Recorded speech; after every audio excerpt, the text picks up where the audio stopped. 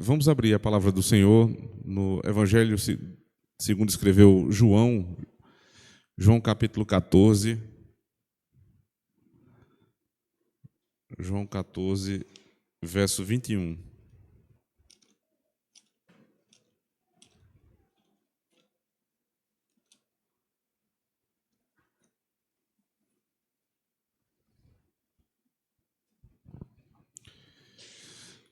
Antes da gente começar, essa reunião ela já acontece já há um certo tempo. Ela começou no seio da igreja do Alto Branco e, ultimamente, eu sempre tenho tentado convidar os pais da escola para que ela cumpra a função também com os demais pais que Deus tem nos confiado, de alguma forma, o cuidado. É uma sequência de aulas, de estudos para a formação de pais cristãos. Esse é o nosso objetivo. Nós temos utilizado o livro de Douglas Wilson, Minha Vida por Você. Alguém está com o livro físico aí em mãos? Ninguém trouxe o livro físico, não. Eu trouxe a versão digital. Eric, tu tem? Eu acho que Eric tem um. Eu vou pedir para ele apresentar, porque quem não tiver ainda e quiser comprar, fique à vontade. Na Amazon vocês encontram com certa facilidade. Eric, mostra o pessoal, por favor. Esse livro faz parte de uma coleção sobre família. É um livro, como eu falei, de fácil acesso, é barato. Acho que deve ser um livro assim, na faixa de R$40, 30 e poucos reais no máximo. Minha Vida por Você, Caminhando pelo Lar Cristão, Douglas Wilson. Qualquer livro dessa coleção que vocês comprarem sobre família, vocês vão ter um mar de bênçãos para vocês dentro da casa dos irmãos. Então, vale muito a pena. Nós já estudamos vários livros, acho que quase a coleção inteira. Esse é um livro para a família como um todo, porque o objetivo dele é que nós possamos passear pelos cômodos da casa. Lá atrás, quando a gente começou, a gente viu a porta da casa. E, a partir da porta da casa, nós aprendemos quem nós podemos deixar entrar na nossa casa, o que nós devemos fechar a porta para não entrar na nossa casa. Ou seja, a porta de entrada é algo extremamente importante. E os pais, eles têm a autoridade e, ao mesmo tempo, a obrigação de cuidar da porta da casa. Depois vimos a sala de estar, a cozinha. Já passamos por vários cômodos e, desde a aula passada, nós tratávamos da gaveta da bagunça, né? Os assuntos mais tensos, mais difíceis da casa, que geralmente dão em confusão. E essa é a segunda aula sobre este tema. Na verdade, no livro, vocês vão ver que é um subtópico de um capítulo, amor e obediência. E ele vai passar para outras questões ligadas a essa questão, mas essa questão principal, mas pormenorizada. Eu achei por bem, né, dada a natureza da nossa reunião, me aprofundar um pouco mais nesse tema, amor e obediência no lar cristão, a harmonia necessária entre esses dois valores, né, de amor e obediência. Então, preparei uma aula para vocês. Essa aula não está no livro, mas é baseada no que ele diz nesse subtópico. Nós estamos gravando a aula e eu fiz um PDF também. Então, em todos os grupos da igreja e também da escola, a gente vai soltar a gravação, para quem não pôde vir ou quer assistir novamente, e o PDF com os tópicos da aula, tá certo? Então, assim que terminar, eles vão fazer o recorte, a gente já coloca nos grupos e vocês vão ter também acesso ao PDF. Peço que façam bom uso, compartilhem com pessoas que vocês sabem que precisam, pais que às vezes estão desesperados sem saber o que fazer. É possível, à luz da palavra de Deus, nós termos sabedoria para lidar com as questões dos nossos filhos. Mas vamos lá. João 14, verso 21 é o texto base do nosso estudo. Quero também deixar todos à vontade, dado que é um estudo, certo? Não é uma pregação. Então, vocês podem me interromper, levantar a mão, fazer comentários, perguntas. Fiquem à vontade, tá bom?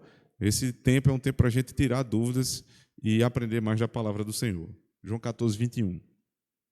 Aquele que tem os meus mandamentos e os guarda, esse é o que me ama. E aquele que me ama será amado por meu Pai. E eu também o amarei e me manifestarei a ele. Amém. Vamos orar?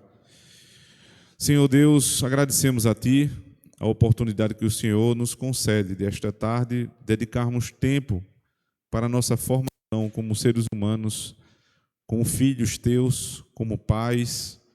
Muitos aqui são tios, avós.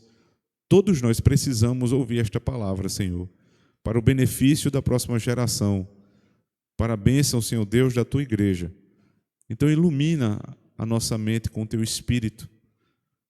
Nos faz discernir, Senhor Deus, aquilo que está confuso em nossos pensamentos. Nos dá a clareza daqueles que, por meio do Espírito Santo do Senhor, conseguem enxergar as coisas como elas são, para que nós possamos caminhar com sabedoria nessa terra. Abençoa o Teu povo esta tarde, é o que nós te pedimos em Cristo nosso Senhor. Amém.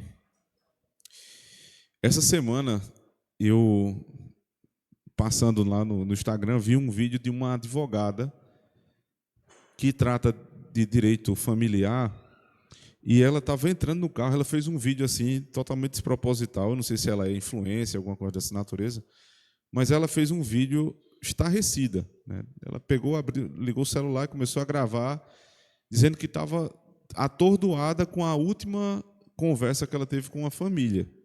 E ela já colocou entre aspas a família. Ela disse que um casal chegou para ela porque estava se separando e queria tratar a questão da bebê reborn do casal. Vocês sabem que é bebê reborn? É um boneco, né? Nos termos mais populares do que de fato é um boneco ou uma boneca que o seja. Então o casal se separando, não sabia com quem a bebê reborn ia ficar. Então eles estavam entrando na justiça para definir a guarda da bebê reborn. E um dizia, não, eu quero ficar de segunda a sexta, você fica no final de semana, a responsabilidade é sua. E existem alguns tipos de despesa com roupa, com sei lá mais o que um boneco está de despesa, e eles iriam ali, o pai, entre aspas, iria arcar com essa despesa, né? A mãe estava requerendo uma pensão maior, e ela estava assim, eu estou aqui atordoado, eu não sei nem o que dizer. Eu não sei nem o que dizer. E a que nível nós chegamos? As pessoas estão doentes. Não brinque, não. As pessoas ao nosso redor estão doentes. E aí, não sei se foi porque eu vi esse primeiro vídeo, aí o Instagram começa a sugerir outros. Ontem à noite passou para mim um outro vídeo de um encontro de bebê reborn. Os pais, entre aspas, sempre deixando claro, entre aspas, se encontraram numa praça para fazer piquenique com os bonecos. E cada um dizendo como aquele bebezinho era lindo, né? Falando dos detalhes da boca. E elas conversando como se elas fossem mães, falando sobre criação, né? Sobre os cuidados com o boneco. Alguém leva a sério isso, irmãos? Será possível que a gente vai permitir que esse tipo de assunto chegue à nossa casa e isso seja tratado com o mínimo de seriedade? Quer falar, Carla? Foi?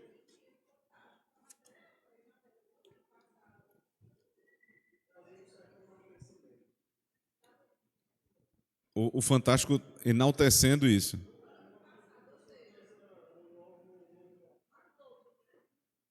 A Globo sempre promovendo a desgraça, né? É impressionante. Ora, se isso hoje é um absurdo, mas começa a ser colocado em rede nacional com certa frequência, isso daqui a pouco deixa de ser absurdo. Passa a ser normal, e a terceira fase é que é pior, porque passa a ser quase que obrigatório.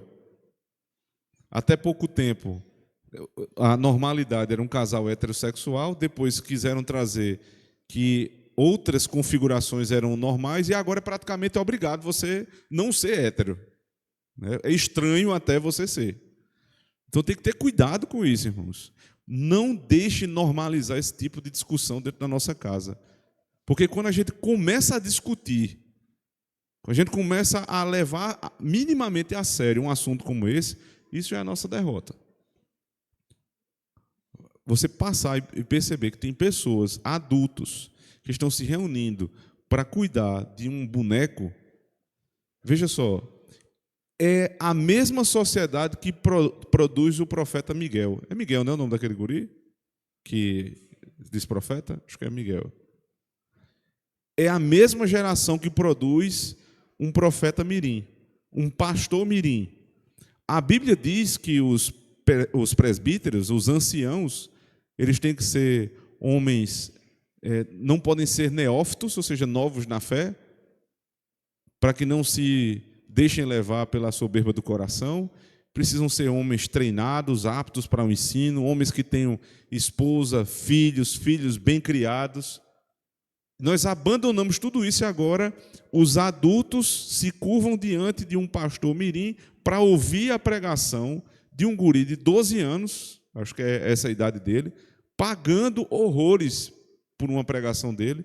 Chegou a cobrar 20 mil reais numa pregação, pregava 2, 3 vezes num dia, e essa mesma geração que escuta o pastor mirim é a que cria boneco. Eles são pastoreados por crianças e criam bonecos. A pergunta é: o povo de Deus vai dar ouvidos a essa geração para criar os seus filhos?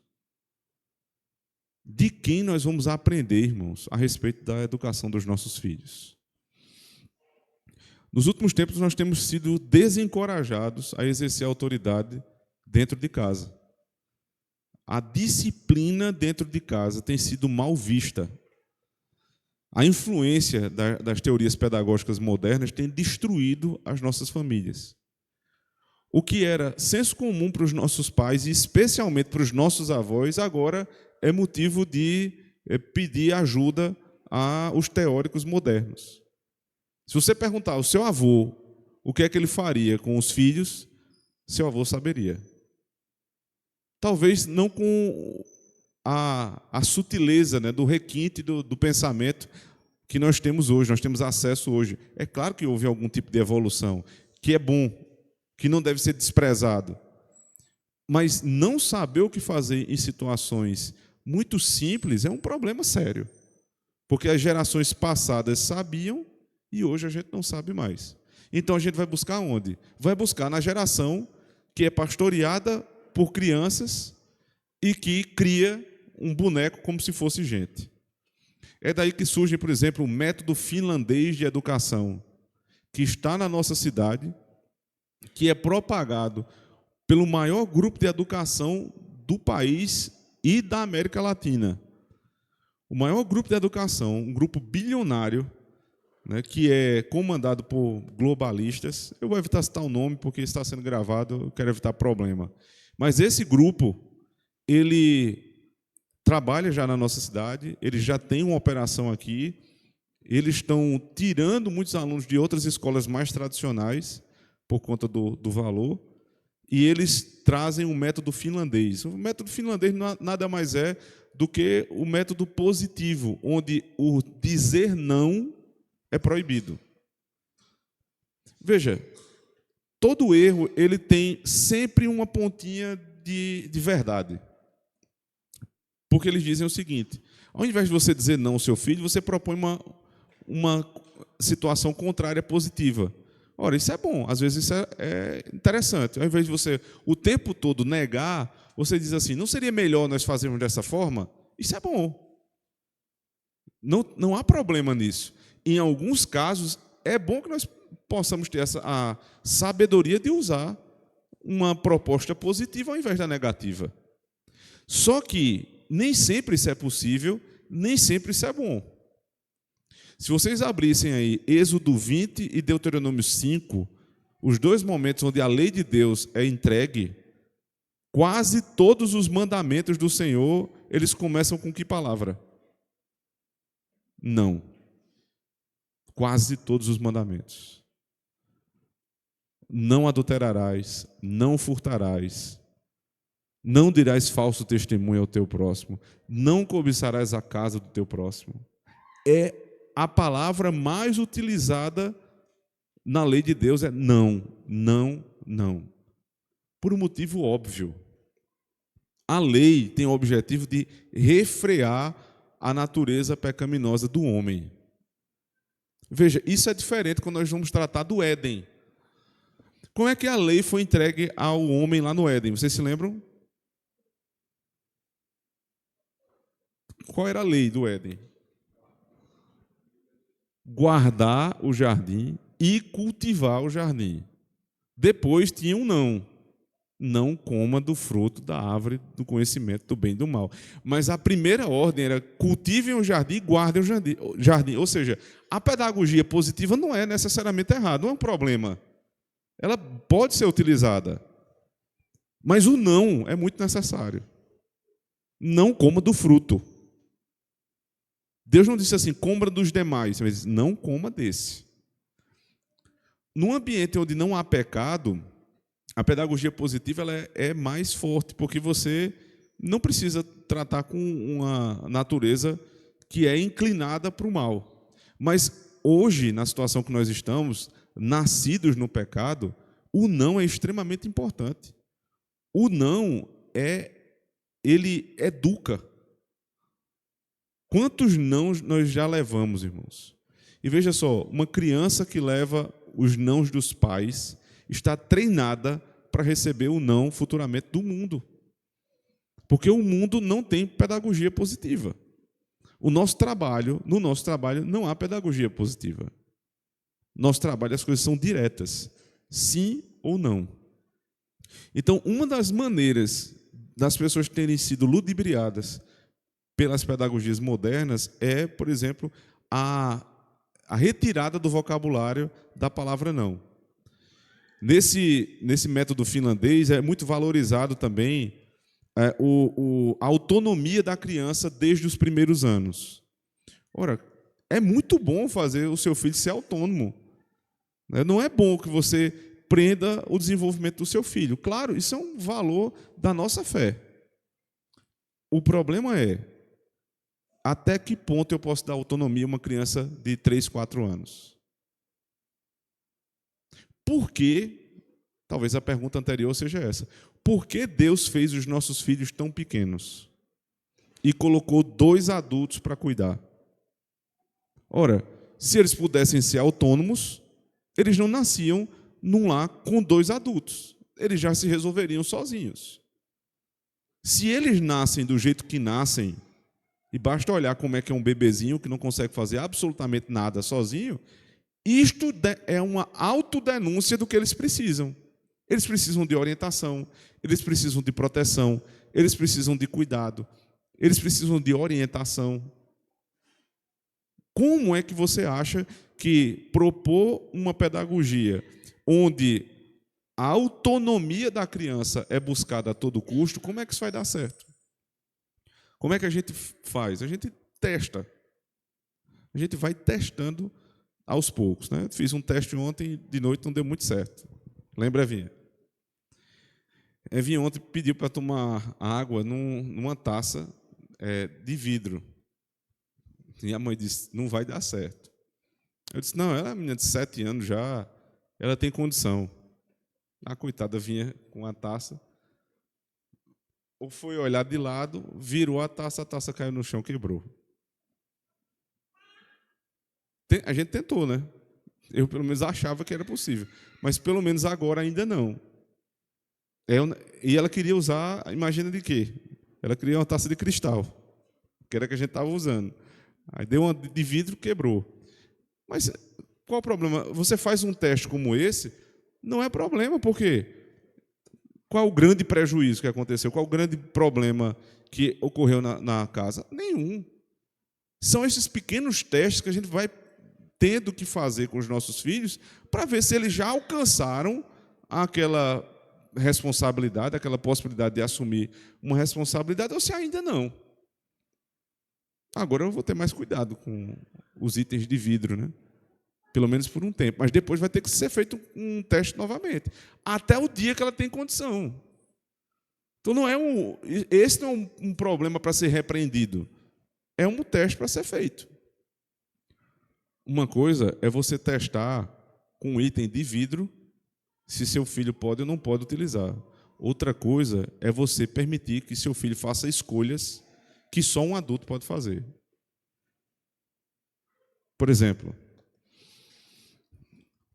há cerca de uns 6 anos, no momento de recepção de uma família aqui da igreja, o conselho da igreja sempre conversa com os pais para saber o motivo de estar se transferindo, o porquê.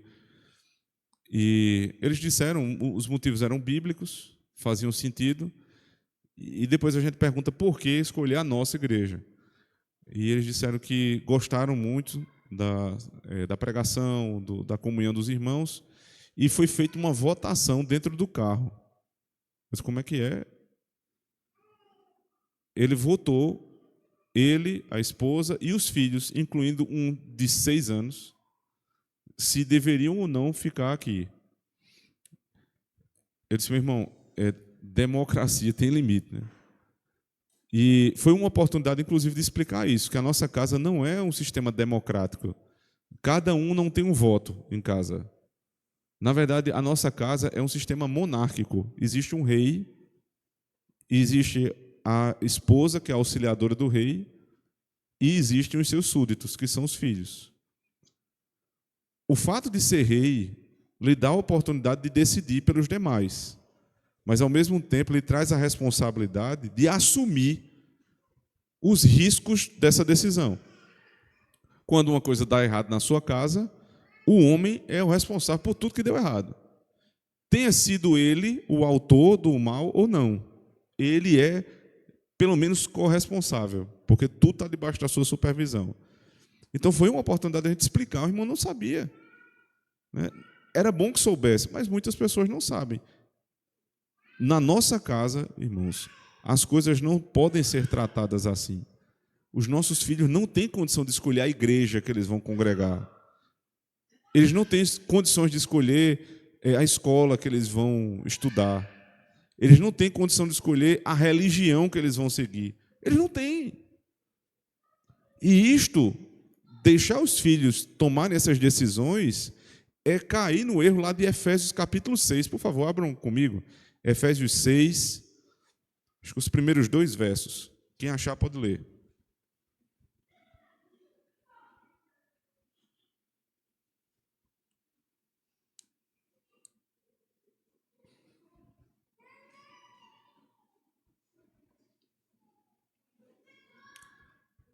Lê 1 e 2 para ver se...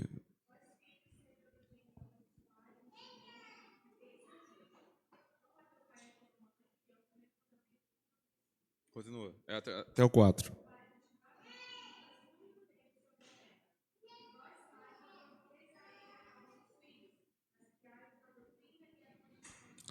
Vós, pais, não provoqueis os vossos filhos à ira.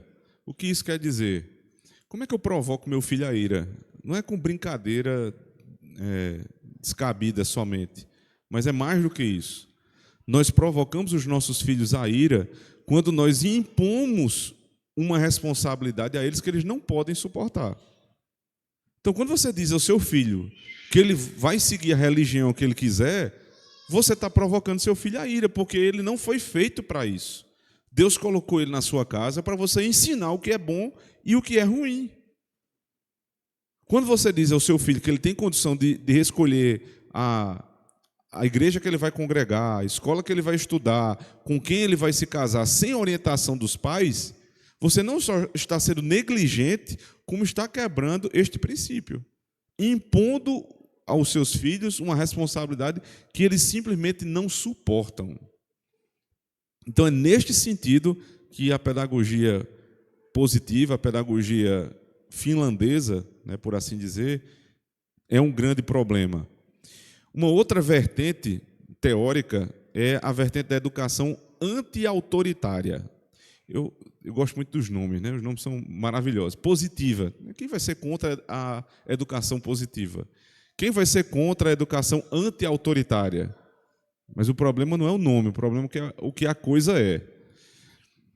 Teorias como a educação anti-autoritária proposta por A.S. Neil, criador da escola de Summerhill, sustentam que qualquer forma de controle adulto compromete a liberdade emocional da criança e prejudica seu desenvolvimento. Essas ideias chegaram ao ponto de rotular a autoridade amorosa como violência simbólica.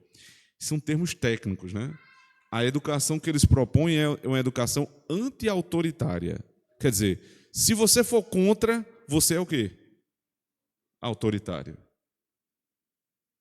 Se você é contra, você é autoritário. Isso é muito comum no meio da esquerda, né? Eles são a favor da justiça social.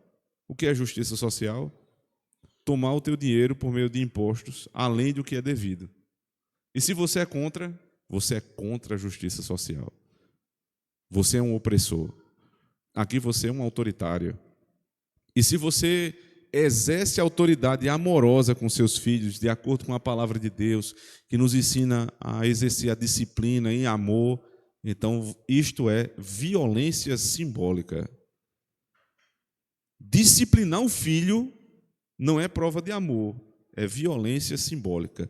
Termo utilizado por pedagogos influenciados por Pierre Bourdieu, e retratam os pais exigentes como opressores psicológicos. Você é autoritário, o que você faz é violência simbólica e vocês são opressores psicológicos.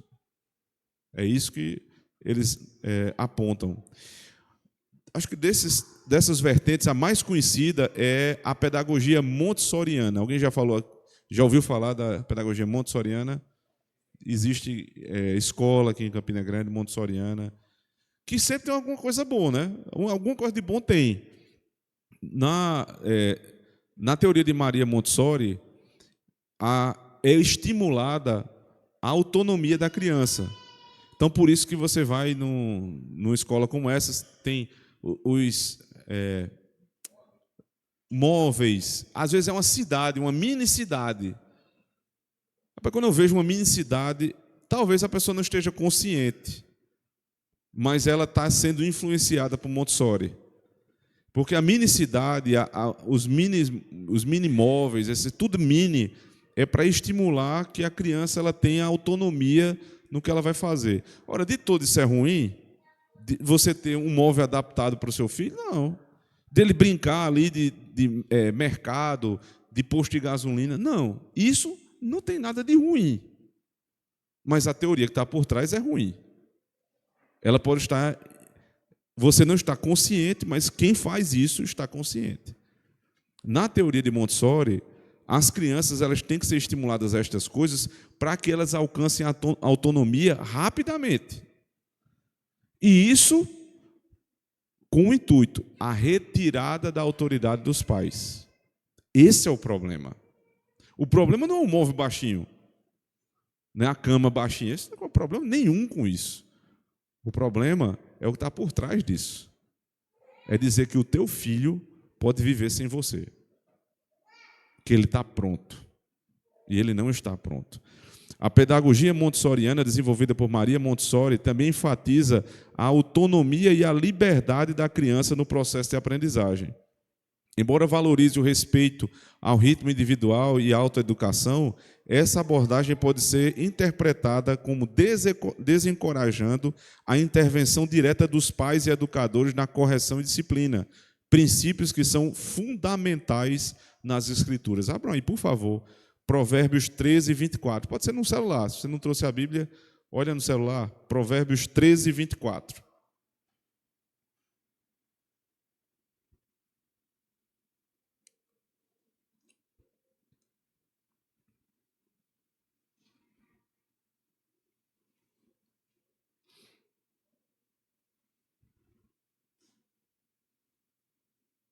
Quem achar pode ler. Eu vou pedir para uma pessoa ler Provérbios 13, 24 e outra pessoa já abre Hebreus 12, verso 6. Hebreus 12, verso 6. Quem achou Provérbios pode ler.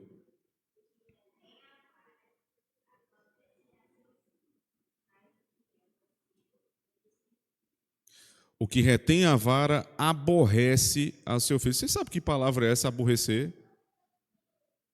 Odiar. Vamos ler dessa forma? O que retém a vara odeia o seu filho, mas o que o ama, a seu tempo, o disciplina. O que é amor? Amor é disciplina.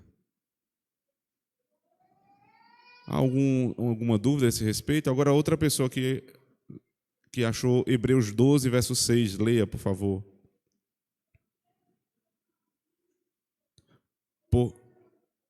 Porque o Senhor corrige a quem? Quem está lendo? Hã? Débora.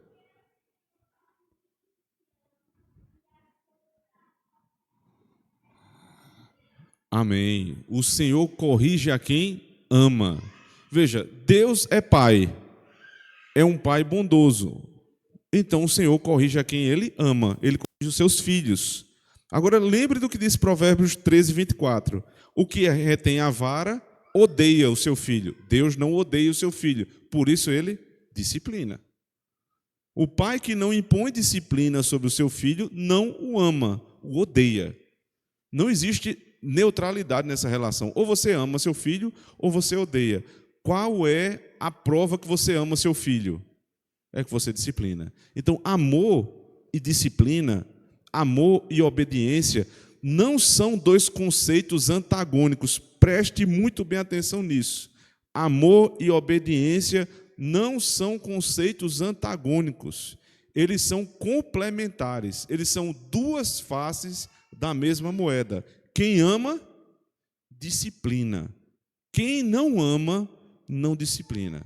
Se você ler Hebreus 12 completo, você vai perceber isso. Lá é dito que o filho, quando está recebendo a disciplina, ele naquele momento, ele não vê coisa boa. Ora, você está apanhando, você está levando um carão do seu pai, ou então a disciplina física, você está sentindo dor. Quem é que vai gostar disso? Os nossos filhos não são masoquistas. Mas ele diz que, passada a disciplina, o filho percebe que aquilo ali é amor do seu pai. Porque quem ama, obedece.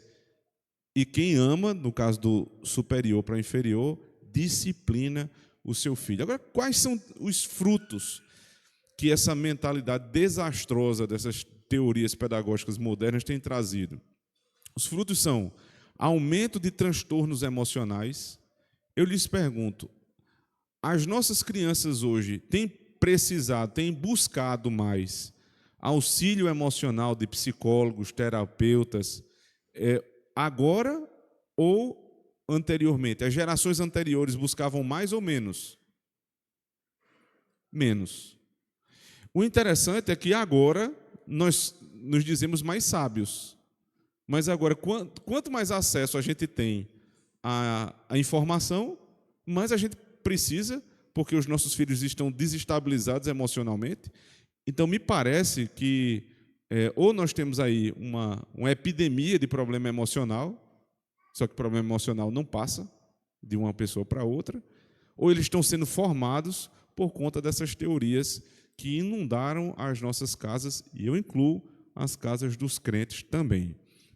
Aumento de transtornos emocionais, insegurança, filhos inseguros, desrespeito a limites, dificuldade crescente dos jovens em lidar com frustrações e responsabilidades. Eu nunca vi uma geração como essa, de pessoas jovens começando a trabalhar. Você dá uma oportunidade da pessoa trabalhar e ela mesma pede para sair. E você pergunta assim, você achou outra coisa melhor? Eu falei, não. É porque é muita pressão. Eu tive uma oportunidade agora, recentemente, uma pessoa de 20 anos. 20 anos. Oportunidade de emprego. Você não tinha absolutamente nenhum histórico profissional anterior. Era a oportunidade de crescer. A pessoa chega e diz, eu não quero. Por quê? Porque é muita coisa para aprender. Sinceramente, eu tenho pena. Eu tenho pena, porque claramente é uma pessoa insegura. Ela tem medo do desconhecido. Antigamente, os jovens, eles tinham que se virar. E medo do desconhecido todo mundo tem. Quem é que quer entrar numa coisa que você não conhece? Tem medo mesmo. Só que o medo era controlado pelo quê? Pela necessidade. O pai dizia, você vai porque a gente precisa. Eric, por favor, liga as luzes lá de fora, por favor. O medo era controlado pela necessidade. Mas sabe o que é mais interessante? É que muitos desses jovens não têm uma vida confortável financeiramente, não. Não tem. Não tem uma estrutura familiar que conceda todos os confortos da vida. É simplesmente porque sabe que não vai passar fome, então tudo bem. Anteriormente, eles estariam trabalhando, buscando crescer. Hoje não. Hoje nós temos uma série, uma geração de pessoas fracas que não conseguem, aos 20 anos de idade, superar o medo. Pesquisas recentes mostram um aumento expressivo de diagnósticos como TDAH e TOD, transtorno opositivo desafiador, muitas vezes usados como rótulos que mascaram uma profunda ausência de atenção, afeto, disciplina estruturada no lar. Veja só, eu não sou irresponsável de dizer que cada laudo de TDAH, de TOD, de essas doenças que têm aparecido com mais frequência nos últimos tempos, são laudos errados. Eu não sou médico para dizer isso, mas também eu não ignoro o que eu vejo. Então, o que nós vamos buscar aqui? Por que essa epidemia agora? Sempre aconteceu isso aí. Sempre existiram crianças que eram a criança que dizer, rapaz, fulano voa, né? Hoje você tem estudos a respeito que vão destrinchar melhor, vão explicar o que é isso. Mas a forma de tratar, às vezes, é que é perigosa. Pois não, senhor Itamar?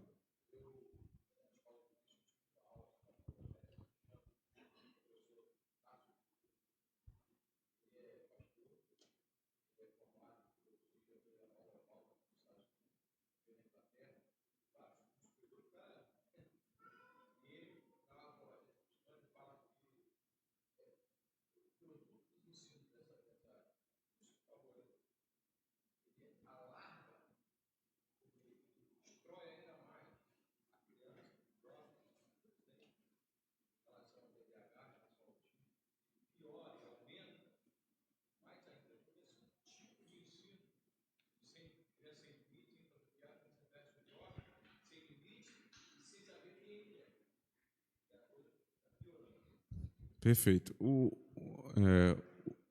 problema nunca é o laudo em si, né? Mas é como a família reage a essa situação. Porque a tendência muito forte é de agora, ao ter o laudo em mãos, o pai dizer assim, o pai e a mãe dizer, agora eu não posso mais pressionar nada do meu filho. Deixa, porque o bichinho já tem um problema. Só que fazer dessa maneira, você permitir, ser mais permissivo ainda com o seu filho numa situação como essa, é permitir que ele se afunde no problema. Eu queria dar a oportunidade a Flauber. Flauber trabalha na área, é médico dessa área. Eu queria que ele falasse um pouco sobre a experiência que tem tido em consultório com crianças, o aumento se tem visto ou não esse aumento e como os pais têm lidado com essa situação.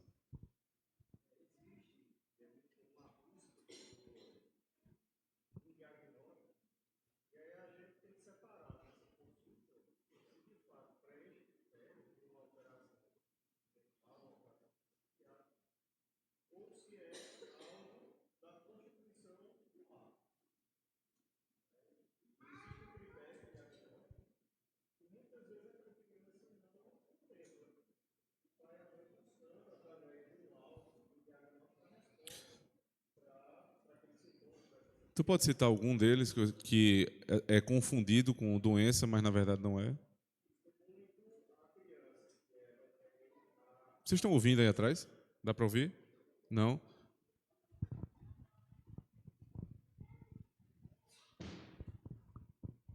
Boa tarde. É muito comum a gente ver a criança que tem a atitude desafiadora, pontual, em alguns momentos da vida dela, em alguns ambientes. Para o critério diagnóstico, é preciso que essa atitude ela se repita em vários locais.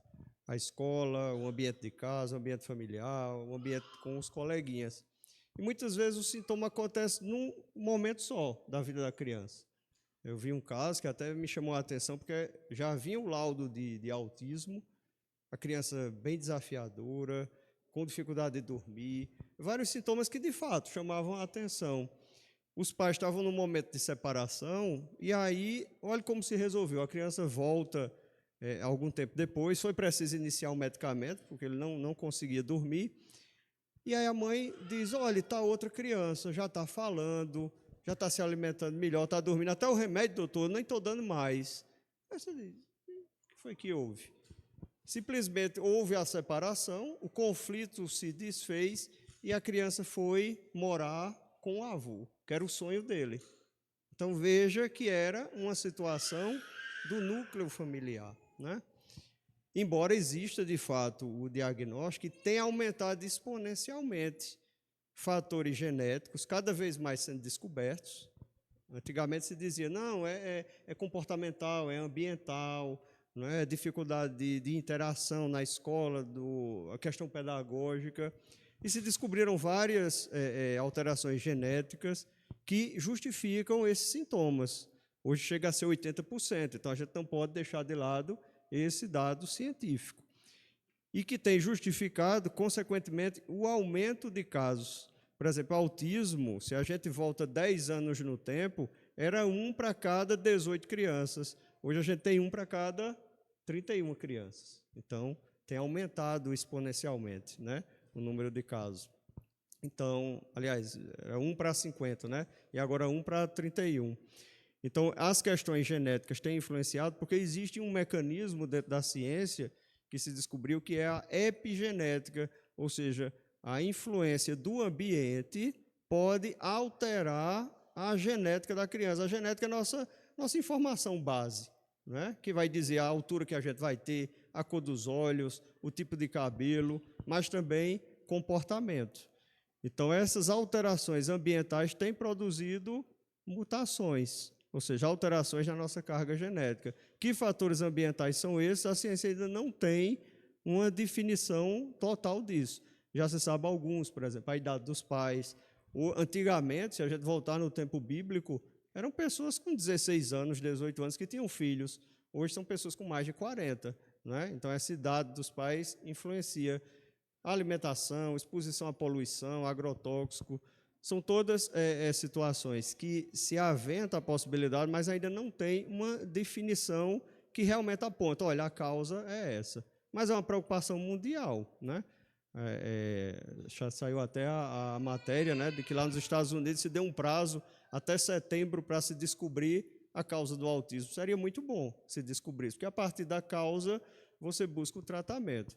Mas, resumindo e até entrando na fala do pastor, há essa necessidade de se diferenciar se o que a criança apresenta é, de fato, um adoecimento ou são questões pontuais, situacionais, que ocorrem na família, num determinado ambiente, ou até na própria escola. Um exemplo, uma criança que sofre um bullying na escola, às vezes muda de ambiente ou de sala de aula, melhora os sintomas. Ela não tem uma doença mental, não tem uma doença neurológica, é uma questão comportamental. Mas, realmente, isso que ele falou, né? O ambiente escolar, como é importante para não ceder às pressões do mundo, mas manter a linha, que é ensinar e disciplinar. É muito comum também os pais perguntarem, meu filho tem autismo, eu posso reclamar com ele quebrou meu celular, e agora?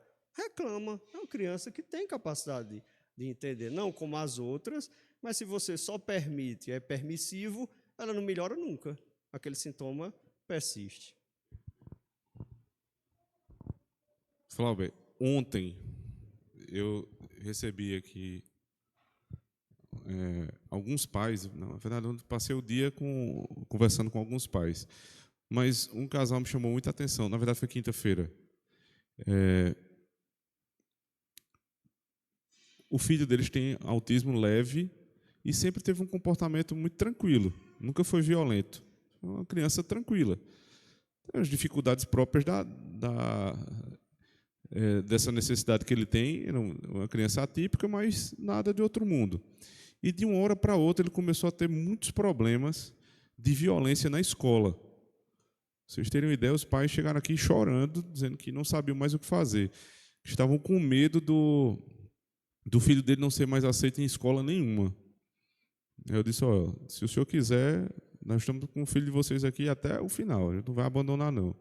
Mas a gente precisa entender melhor a situação, porque mudou. E ele agora está com o laudo de TOD. A primeira pergunta que eu fiz foi o seguinte: como é que ele é em casa? Ele mudou em casa? O pai disse, não. Ele continua sendo uma criança muito amável em casa. Eu disse, quando ele vai para um parquinho para brincar com outras crianças, normal. O problema dele é na escola. Eu disse, meu irmão, eu não sou da área, mas também dá para você entender o mínimo a respeito de como as coisas se comportam. Se há esse transtorno, ele não escolheria um local para se manifestar. Ele estaria em todos os lugares. A criança não pode ser amável em casa, amável com as outras crianças e violento na escola. Alguma coisa aconteceu na escola. E aí foi onde eles disseram que tinha tido um problema na escola, sério, com uma professora, que daí em diante ele se tornou violento, porque foi assim, uma atitude da professora impensada. Ele se tornou violento com absolutamente todo mundo da escola. Com o coleguinha, com os professores, com o diretor, batendo em todo mundo. Então, o problema, nesse caso aí, me parece que não é um problema geral, mas um problema mais comportamental por conta daquela questão que aconteceu. Você saca ele do ambiente e ele se acalma. É tanto que ele ficou alguns dias em casa, sem ir para a escola. O que foi que aconteceu com ele? Não teve nenhum episódio de violência. Então, você percebe, ele já tem um laudo que claramente você percebe que a criança tem alguma coisa que não é... Ele não é nada grave demais, mas não é criança típica. Daí a você imaginar que a criança é violenta, a gente deixou ele brincando aqui com as outras crianças na educação física, eu deixei para testar. Ele brincou com todo, ele fez amizade. Quando a gente desceu, ele disse assim, até segunda eu venho estudar aqui nessa escola. Quer dizer, já estava tratando os outros como amiguinhos. Como é que a criança é violenta? Ela estava tentando se defender de alguma coisa que fizeram com ela. Então, é uma situação extremamente delicada a que a gente vive hoje. Negar a realidade, que existem muitos laudos bem feitos, bem embasados, é ignorância. Existe isso de fato. Mas o problema, até quando é verdadeiro o laudo, é como você reage. O fato do teu filho ter um problema não dá o direito a ele de fazer, quebrou o celular e fica por isso mesmo. Toda a atitude dos nossos filhos precisa de uma reação nossa. Agora, a reação precisa ser proporcional à capacidade da criança. É a mesma coisa de você tratar o erro de uma criança de 2 meses com o erro de uma criança de 6 anos. Não pode tratar, porque o nível de consciência é diferente. As crianças atípicas também têm níveis de consciência do erro diferente. Mas algum nível tem. Os pais têm que se esforçar para saber qual é. Tratar com pedagogia positiva, dizer que tudo é autoritarismo, que eles não precisam de repreensão, mas de amor, é fazer uma confusão na cabeça do teu filho. Repreensão, disciplina, nós já vimos aqui, à luz da palavra de Deus, que não são contrários ao amor, muito pelo contrário, é o amor em si. Então, eu vou trazer 3 pontos aqui para a gente finalizar, são os pontos finais, para que a gente possa aprender na prática o que esses 2 conceitos, amor e obediência, como eles podem ser tratados na nossa vida, especialmente na educação dos nossos filhos. Em primeiro lugar, o amor como contexto para a obediência e não o contrário. Ou seja, o amor ele se desenvolve no contexto da obediência, não o contrário. Para que o amor seja exercido, precisa haver obediência. Lembra do que a gente leu lá em João 14, 21? Quem me ama, guarda os meus mandamentos. Ou seja, o contexto do amor é a obediência. Você não obedece para que então seu pai lhe ame. Não, seu pai lhe ama, por isso você obedece. É isso que a gente deve ensinar aos nossos filhos. Demonstrar amor para que eles entendam que precisam obedecer. Ele diz assim: a obediência, para ser saudável e duradoura, precisa brotar de um ambiente de segurança afetiva. Isso significa que os pais não devem exigir obediência para que a criança se sinta amada, mas porque ela já é amada e sabe disso. Quando a graça governa o lar, a lei floresce naturalmente. Esse amor parental é expresso no tempo que se dedica aos filhos, na disposição de ouvi-los com atenção, de conversar sem pressa, de respeitá-los como pessoas e não tratá-los como obstáculos ou tarefas. As crianças percebem com facilidade se estão sendo tratadas como objetos de controle ou como almas em formação. Como é que seu filho sabe que você ama? Se você dá atenção a ele. Se você trata seu filho sempre como um objeto de um obstáculo na sua vida, ô menino, para, que eu estou cheio de coisa para fazer. O tempo todo dizendo isso ao teu filho, ele está lá querendo falar alguma coisa. Às vezes é uma bobagem para a gente, mas para ele não é. Quando eles começam a falar, que eles chegam contando como é que foi o dia da escola, né, muitas vezes eles não querem dizer. Você pergunta, foi bom, né? Foi bom. Mas aí tem uma hora que destrava uma coisa na cabeça deles, eles vão procurar a gente para dizer como foi. E ao invés de a gente estar ouvindo, a gente está com o celular na mão, fazendo outra coisa. Então, como é que a criança percebe que você a ama se você não dedica tempo, não dedica atenção? Tem que conversar com o filho. Tem que ouvir o filho falando. Quanto mais o filho percebe que a gente se interessa por ele, mais ele confia, mais ele obedece. Então, um ambiente onde há graça, num ambiente onde há segurança, o filho se sente seguro do amor dos pais, a tendência é que haja mais obediência. Wilson utiliza uma ilustração poderosa. Ele diz assim: as crianças são como motores V8, consomem muito amor e atenção. Quando não recebem isso, inventam maneiras, muitas vezes disfuncionais, de chamar a atenção dos pais. Se você não der atenção, ele começa a se jogar no chão, ele começa a fazer o que não deve, ele quebra uma coisa. Eu estou dizendo que isso é certo?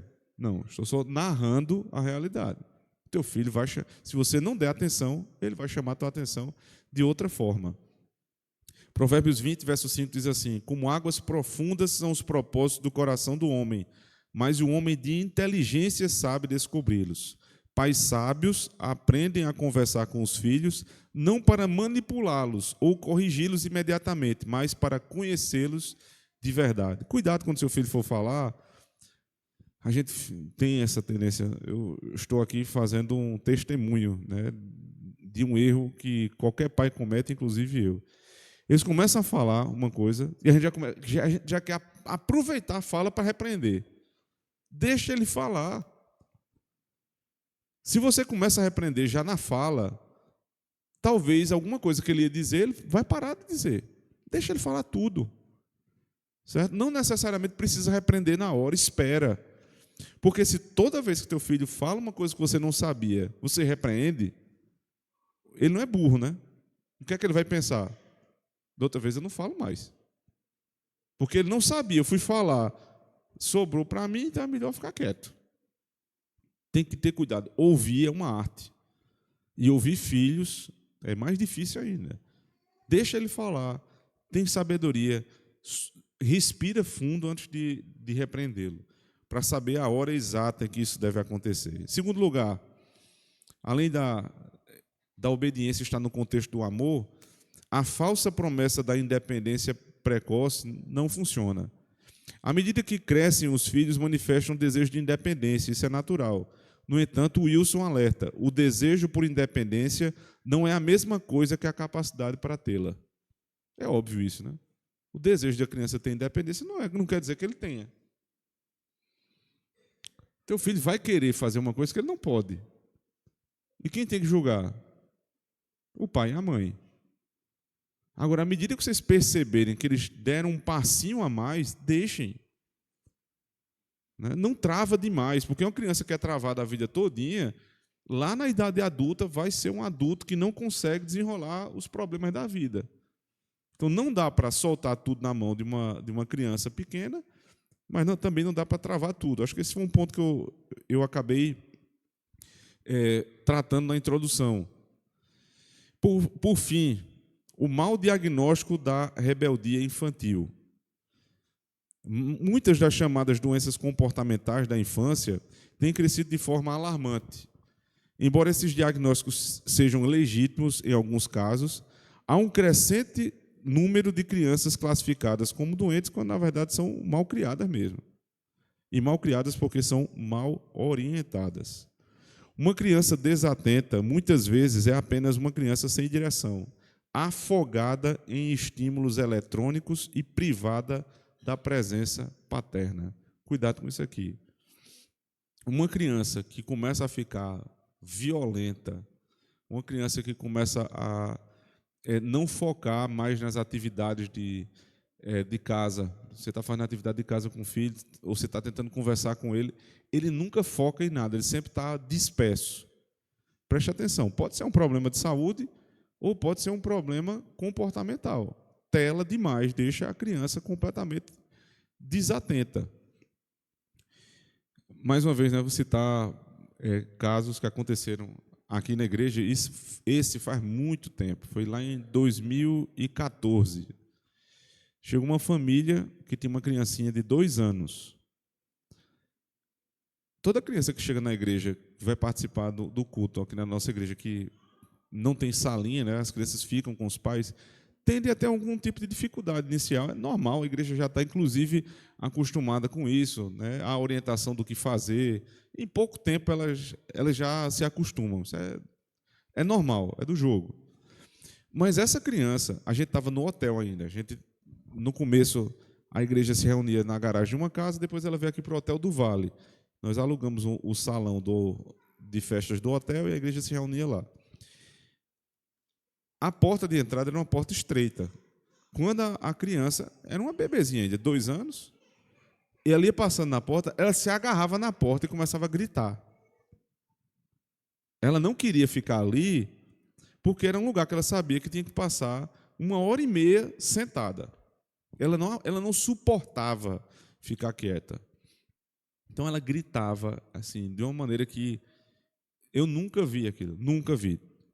Eu repito, toda criança dá trabalho, mas aquilo ali não era normal. Eu procurei os pais, fui na casa deles e atestei que o problema era geral, não era um problema da criança. Eles não tinham horário para acordar, todo mundo acordava 11h30, meio-dia, porque o pai trabalhava de madrugada. Então, o fato do pai trabalhar de madrugada mexia com a agenda da casa inteira. Não tinha absolutamente nenhuma rotina dentro de casa. E, no momento, como a mãe estava sozinha, né, na ausência do pai, ela colocava essa bebezinha na frente da TV. Era na frente de uma TV enorme e com um tablet na mão. Então, eram 2 telas. Era o tablet com joguinho e a TV com desenho. Então, a criança simplesmente ela ficou desorientada. Experimente você passar um dia na frente de uma tela e veja como é que você sai de lá. Desorienta.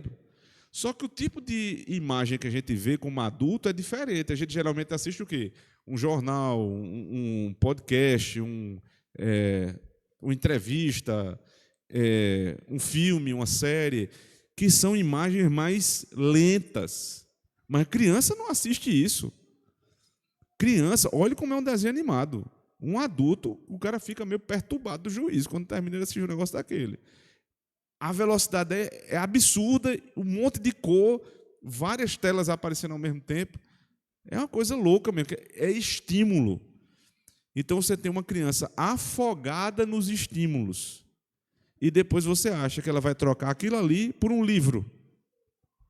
Não vai trocar. Que essa criança afogada nos estímulos, ela vai chegar na igreja e vai se comportar. Não vai se comportar. O problema não está na criança. O problema está no estímulo. Então, uma criança desatenta, muitas vezes é isso aí.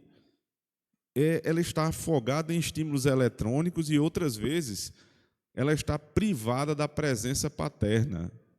Os pais não estão com seus filhos. E eles precisam, de alguma forma, chamar atenção. E eles vão fazer isso. Uma criança que se opõe à autoridade pode estar apenas repetindo o padrão do lar. Pais ausentes, permissivos ou confusos em suas exigências fazem com que as crianças se tornem assim. O remédio bíblico para isso não é medicação precoce, nem sempre, né? Nem sempre. Mas restauração do papel do pai e da mãe como formadores de caráter. A autoridade amorosa não causa traumas, ela os previne. O lar cristão precisa ser, de novo, um santuário de verdade e graça. Então vamos para as conclusões. A criação de filhos à luz das Escrituras não é uma tarefa fácil, mas é gloriosa. Ela exige que os pais reflitam o caráter de Deus, cheio de misericórdia e justiça, de paciência e correção. Se nós tivermos com dúvida a respeito de como nós devemos criar os nossos filhos, basta olhar para como Deus nos cria. Deus nunca deixou de nos trazer no domingo para a igreja para dizer a verdade. Pode esperar, amanhã ele vai fazer de novo. Ele vai confrontar os nossos erros como um pai deve confrontar os erros do seu filho. Mas ele não vai fazer isso lhe espancando. Vai fazer isso em amor. Porque no final da pregação ele apresenta Cristo. Ele vai dizer o seguinte: vocês erraram. Precisam de disciplina, mas não se preocupem. Eu não vou negar os meus filhos. Eu não vou deixar os meus filhos se perderem. Para isso, eu dei o meu único filho para morrer no vosso lugar. Tem prova de amor maior do que essa? Não, mas essa prova de amor exige a nossa obediência. Amor sem obediência é ilusão sentimental. Obediência sem amor é morte emocional. Mas quando ambos se encontram, temos lares firmados na rocha, onde filhos crescem com o temor do Senhor e a alegria de viver. Cuidado para não confundir amor com ilusão sentimentalista. Às vezes a gente diz: eu amo meu filho, chora quando está na frente dele, mas deixa o filho lá inundado nesses estímulos absurdos, deixa o filho muitas vezes sozinho, não escuta o filho, não dá atenção ao filho e diz que ama. A gente precisa decidir. Se a gente ama de fato os nossos filhos, nós precisamos impor disciplina sobre eles. Amar é disciplinar. E a disciplina, não estou falando só disciplina física, não. Por favor, não entendam mal. A disciplina, ela envolve instrução, correção e a disciplina física em alguns casos. Por fim, o lar cristão deve ser um reflexo da igreja e a igreja um reflexo da paternidade de Deus. Se vivermos assim, talvez vejamos não apenas filhos mais obedientes, mas famílias inteiras mais felizes, mais santas e mais fiéis. Amém. A igreja é um componente muito importante na construção dessa estrutura familiar. Não tenha dúvida disso. Você está numa igreja local em que estes pontos são estimulados, é uma bênção para a sua família. Porque você vai ouvir a esse respeito várias vezes, não só isso. Você vai ter experiências ao seu lado de mães e pais que estão tentando fazer a mesma coisa que você está também. É sempre muito difícil fazer sozinho, especialmente as coisas que a gente não sabe. Preste atenção, quando uma pessoa quer se livrar do alcoolismo, da droga, geralmente eles procuram ajuda num profissional, mas procuram ajuda também numa comunidade. É natural do homem fazer isso. Por isso surgiu Alcoólicos Anônimos e outras associações onde as pessoas vão ali para procurar socorro e trocar experiências. A igreja é muito superior a qualquer uma dessas associações. Todas elas foram criadas por homens. A igreja é uma dádiva de Deus. E as nossas famílias podem ser muito abençoadas se os nossos filhos estiverem num ambiente em que outras crianças estão também tendo a mesmo tipo de criação que nós estamos dando para eles. E se nós, como pais, estivermos num ambiente onde todos os adultos ali têm um objetivo: estruturar melhor a sua casa para a glória de Deus. Isso vai ser uma bênção para vocês, isso vai ser uma bênção para a Igreja de Cristo, e isso vai ser uma bênção para o Evangelho. Que Deus nos ajude, irmãos, a implantarmos na nossa casa amor e obediência de uma forma harmônica. Amém.